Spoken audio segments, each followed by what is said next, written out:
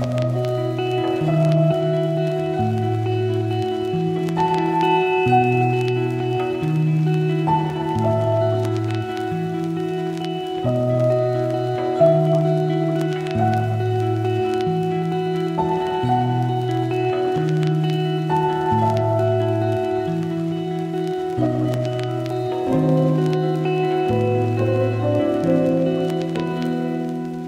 home thinking that there's still enough generator power left to charge a few batteries, charge whatever's necessary to do a video episode, and the generator cut out earlier than expected.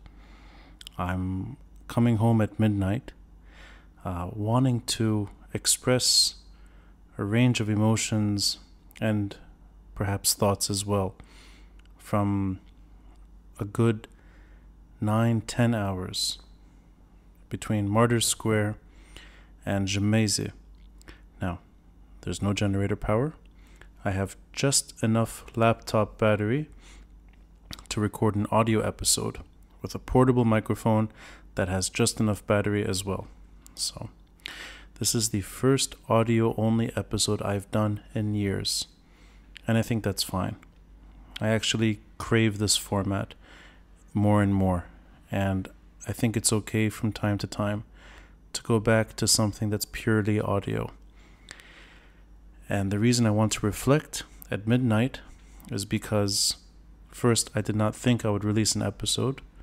It's just a feeling that emerged in the last maybe 30 minutes as I walked home.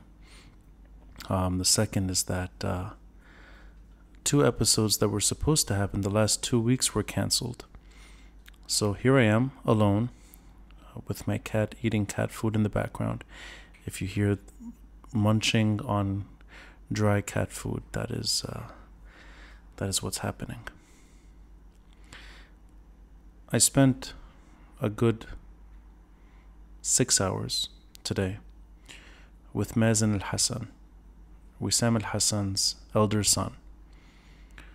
Wissam El-Hassan, a former brigadier general, assassinated October 19, 2012. So 10 years ago. 10 years ago, I was in Ashrafiyeh. I used to live on the hill behind, facing Adliyeh, very, very close to where Wissam El-Hassan was assassinated in a car bombing, the middle of Ashrafiyeh. And I was actually on the news, on BBC, talking about that assassination. I mean, very close to my apartment. The bed shook, the windows reverberated, and I mean, everyone knows what an assassination in this city feels like. Those car bombings that continued endlessly from 2004, the attempted ones and successful ones, all the way to my father's in late 2013. But in October 2012, I tried putting in perspective what was happening to an international audience. And I remember being able to look into the internal security, the ISF courtyard. Maybe it was the day after or 2 days later. My memory is bad. But it was within a few days that they were holding a ceremony there, and I could see Wissam El-Hassan's family from my window. Sort of peering in, I could look in to what was happening at that courtyard. And I got to know the family. They were much younger. The kids were much younger back then, and I watched them grow up, albeit at a distance. We've only met a few times. One of those occasions I met the family at the Darih in Martyrs Square, where both my father and Wissam El-Hassan are buried side by side. And these are all what used to be temporary, makeshift tombs in a cemetery that was meant to be temporary, which is now permanent. And of course, a cemetery that shouldn't even be there. These are assassinated individuals following Rafiq Hariri, who's buried, of course, next to them. And it happens that they're buried side by side. And there was an evening, years back, I was standing alone in Martyrs Square late at night, where suddenly Wissam El-Hassan's family was standing right next to me. They happened to be there at the same time. I had 2 episodes with Mazen El-Hassan in the last 3-4 years, talking about impunity, but also talking about October 17 and what that protest movement meant to him and what it meant to me. And there's at least 14 years difference in age. But at the end of the day, we're the same generation. We're the post-war generation.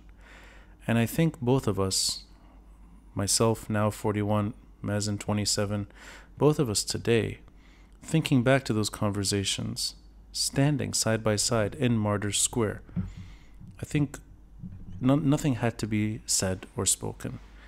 That we're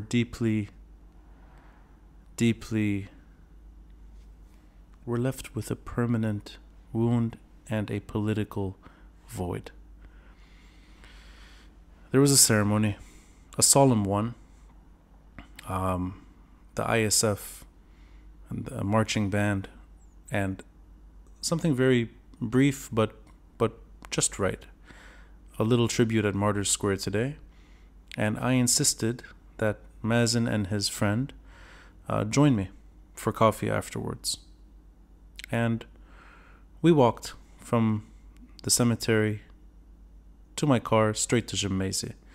And a few minutes later, we're sitting at a new restaurant cafe called Salata, which is right across the street from the National Block's headquarters.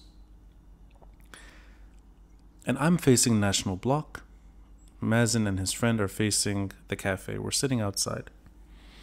And while I'm sitting outside talking to Mazen about his career, about his dreams, about his reluctance to be in politics, at least in this stage of his life, I'm watching many friends of mine going in and out of the National Block. Friends that are attending an event tonight. And a lot of them, I've either met them through the podcast or I've met them on the streets. I've gotten to know them well. We're talking as they walk by and saying hello and talking quickly about current politics. And I mean very current, as in the last maybe 24 hours of the change block and the sort of the differences of opinion that have surfaced. And perhaps the end of that block as we understood it. Regardless, we're talking. And there's a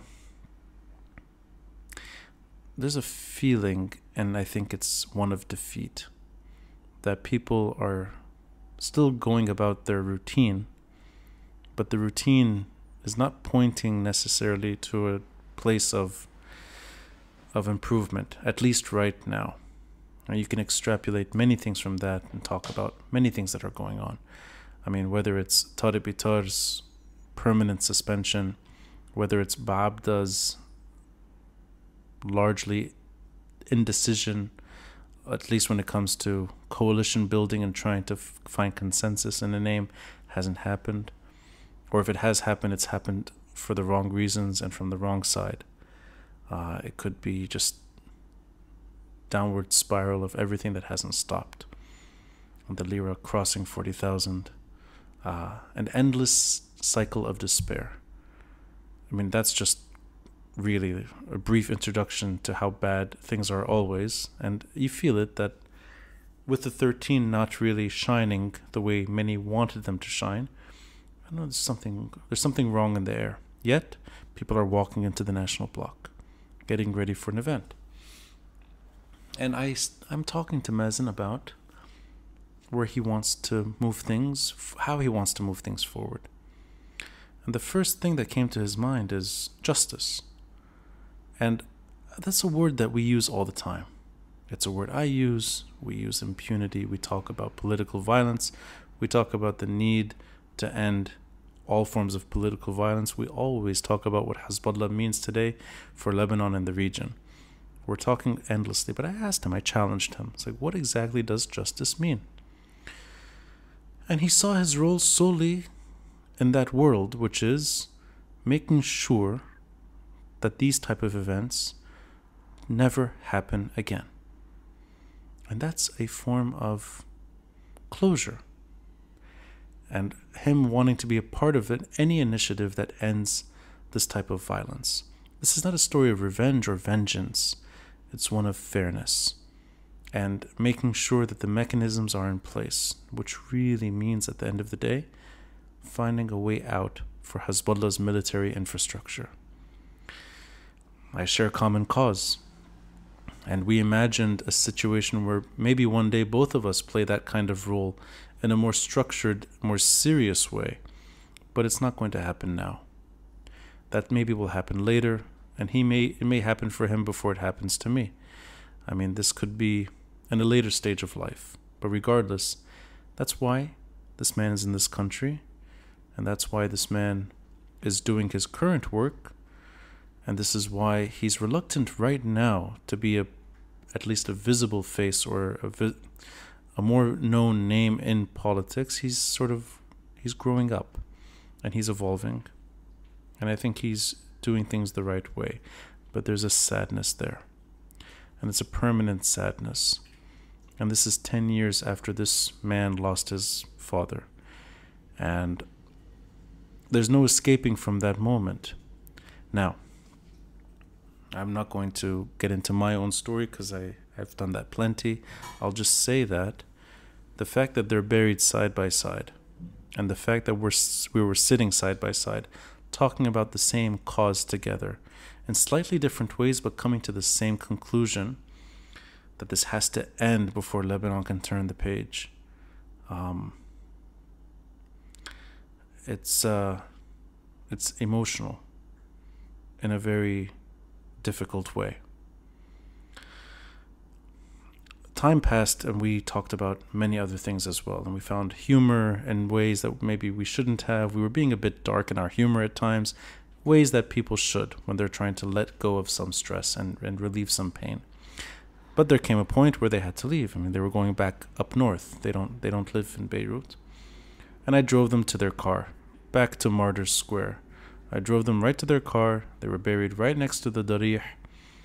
And I just sort of parked right adjacent to the statue, looking at the tomb, and not wanting to end the night this way. There was an ongoing event, which I already mentioned, the National Bloc, and I thought, why not? Come late and see what's going on. And I knew that this was regarding Saint Joseph student elections. Secular club or Talib or the independents, whatever it is right now, running for student elections. Now, this is not something that I'm intimately, I can't handle an episode well regarding this topic. At least the terrain is a bit difficult for me.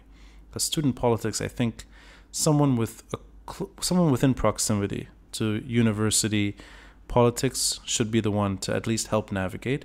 And I was going to do an episode, actually yesterday, one of the 2 cancelled episodes, with Verena Al-Amil. We couldn't really agree on how to do it because she didn't want to be in it. And that's fair. She wanted to give all the attention to the president of the secular club at Saint Joseph and somebody running, campaigning in student politics. I insisted that she sit next to me, at least be sort of, I don't know, a sounding board when I needed one, or maybe somebody that could offer some reflection, because she was in university just a few years ago. She was obviously really instrumental in the secular club at Saint Joseph, but regardless, she didn't want to be, and that's fine. I thought Kitle today did a great job with Rawat Taha. In the last stretch that I saw, I thought they were doing just fine, and Rawat Taha is the natural fit for that conversation. Young, dynamic, and understands student politics better than me, and I'm glad they did it. And I think they did quite well today. But as everyone was leaving, I said hello to many familiar faces and people I haven't seen in a long time. Mia Hatwe Haven't seen her for years. Verena, I saw her there. I've seen her just a few months ago. But there were others. I mean, I sat with Gistel Simhan, Iman Tabbara for maybe a full hour and a half or so, even longer, after the event ended. And even Michel Halou joined us and sat down with us for at least 30 minutes, maybe even more. And we were talking about serious issues. I mean, whether it's finance, whether it's national politics, whether it's the 13 and where things are moving, whether it's the IMF deal, whether it's the secrecy laws, whatever, the haircut, things that we always talk about, we were talking about, and we were sort of light debate back and forth on several topics. Anyway, that's not even the core thing here. It's more that we were talking in a very, very difficult climate of very, very difficult political maneuvering and a very difficult stretch, and really trying to be open-minded and being supportive for the 13 that are trying to find their way. And I don't know, it's just the emptiness continued. And this is not the same story. It's not like Mazen El-Hassan's permanent scar and the National Bloc and Friends' current path. It's not the same thing. It's not like there are many differences here between the two, but at the same time, the feeling of there being a void and a serious hole in the discussion, I think, if I could best translate that, it's a huge piece of the puzzle that's been dislodged, and not by choice, not by resignation. And I'm not going to go all the way here and say something that sounds foolish, naive, or the knee-jerk sectarian response, which is there's something wrong with the Sunni leadership today of Lebanon. Not that.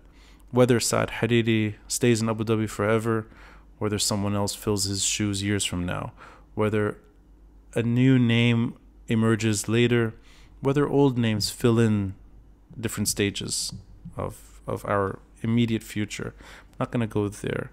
What I will just say is that I think the whole that we're all maybe feeling in different ways is that the state's inward collapse and the gaping hole that emerged, the hole cannot be filled just by bringing new MPs to parliament, or for that matter, just by blaming thugs in power, or panderers in power that claim to be opposition, or blaming endlessly and being perhaps absolutist at times, or being compromising at times. It doesn't really matter. I think our politics, the way we deliver it in Lebanon, is being all thrown into the same hole. Now that hole is so deep today, and it's almost like a free-falling hole where you can throw everything you want into there. You can throw in words too, and I will go here. I'll say something that's quite blunt. You can throw words like justice into that hole. You can throw words that are good. You can throw reform into that hole. You can throw fairness into that hole. And you can throw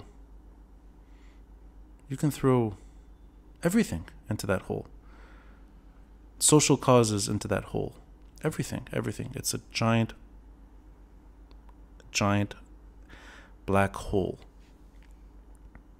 And in that hole also is somebody like Saad Hariri. He's not the most important person when it comes to where we are right now. But that hole includes, I think, sectarian insecurity. And it's a rude, ugly way of describing things, but that is the biggest consequence, if you will, or if you want to say victory, from October 17. That one figure was kicked out. That's Saad Hariri. Throw him in that hole too. But you throw everything in that hole. And I sense that we could keep talking about the same thing.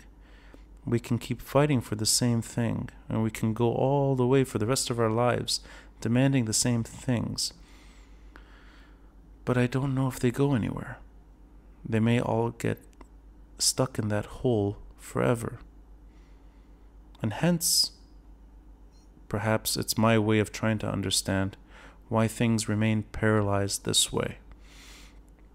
When I was at the end, after this whole night, after talking about many things with very decent minds, I respect these people. I really respect Iman Tabbara, Giselle Siman. I respect Michel Halou. I like these people and I want them to succeed and I want them to pursue politics on their terms. I think they're bright, they're competent, and they're decent. But I don't know if they can get where they want. And I went in my car and I drove back to Martyrs Square.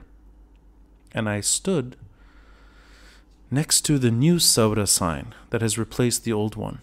It's a smaller one. It looks like it was, maybe the font is not as elegant. It kind of looks cheaper than the earlier fist. Whatever, it's a bad replica of the original Sawra fist. But I stood there and I realized that,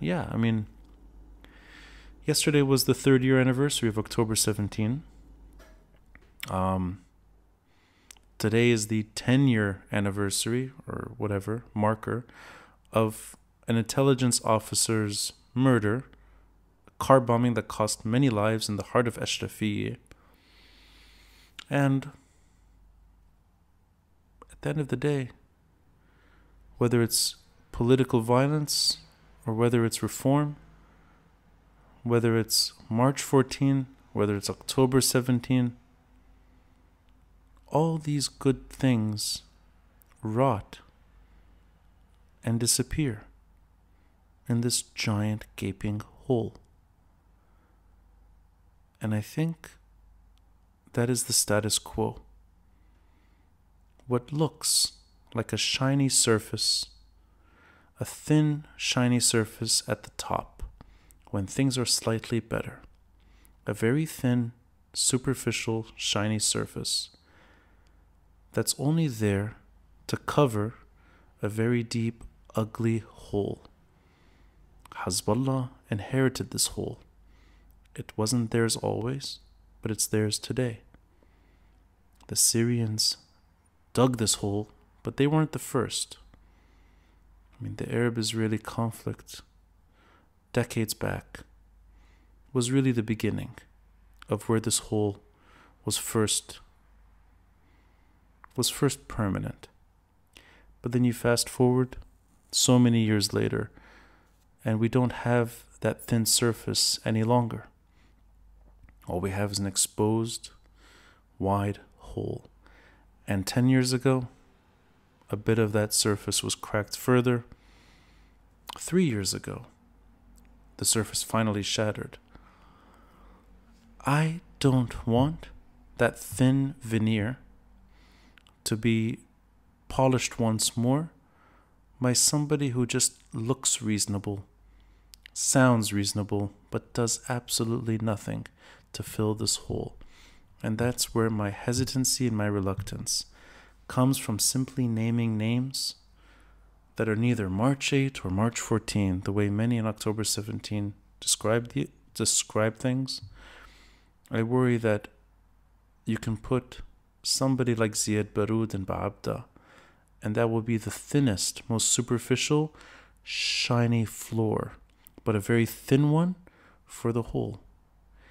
And you can put any technocrat, anyone in the Sarai. You can put Nawaf Slam, you can put one day perhaps Amr Bisat, you can put anybody in the Sarai in these terms. They're just going to be thin surfaces for the whole. Jamil al-Sayyid may take Birri's place, and when that happens, when Birri passes, Jamil al-Sayyid is somebody who will perhaps make that surface thicker and keep the hole intact. I don't think anyone should look away from this hole. And as long as we're throwing everything in there, maybe we should reconsider that. And the thing is, at the end of the day, there's no clear route to do so. Nobody wants conflict. Nobody wants divorce. But the status quo and all of us throwing ourselves into this deep, wide hole, it's untenable. I guess that's it. I will do more audio-only episodes down the road. And for anyone that listened to the last 25 minutes, thank you for letting me share a bit and reflect a bit on just a typical afternoon in Beirut.